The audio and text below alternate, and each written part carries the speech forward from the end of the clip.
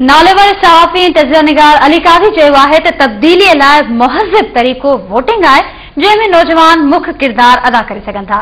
IBA Sukkur पारां तब्दीली में रंडकनि जे हवाले सां मुनक़िद थियल सेमिनार खे ख़िताब कंदे अली काज़ी चयो त इंसान अंदरि हौसले जी खोट तब्दीली जी राह में रंडक आहे।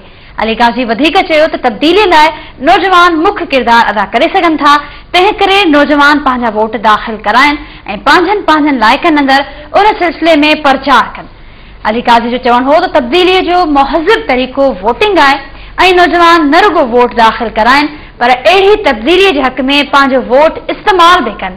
सेमिनार खे ख़िताब कंदे अली काज़ी चयो त नौजवाननि जी आंदड़ तब्दीलीअ जो समूरे समाज खे फ़ाइदो थींदो। अली काज़ी जो चवणु हो त इनक़लाब जहिड़े बि तरीक़े सां अचे उन जी मंज़िल मयारी हुकूमत जो क़याम हूंदो आहे, जंहिं वसीले करप्ट मैनेजमेंट मां छुटकारो मिली सघे थो। अली काज़ी जो चवणु हो त सिंध में मौजूद अणखुट मसइलनि खे हल करण लाइ असांखे हिक ॿिए सां जुड़णो पवंदो ऐं जॾहिं असां हिक ॿिए सां जुड़ंदासीं त सुठी हुक्मरानी वारी तब्दीलीअ खां असांखे को बि रोके नथो सघे। सेमिनार खे IBA सखर जे डायरेक्टर निसार सिद्दीकी ख़िताब कंदे चयो त सिंध तब्दील थियणु चाहे थी ऐं ड्राइविंग फोर्स नौजवान आहिनि। उन मौक़े ते शागिर्दनि, शागिर्दियाणियुनि, तोड़े उस्तादनि जो वॾो अंग पिणु मौजूदु हो।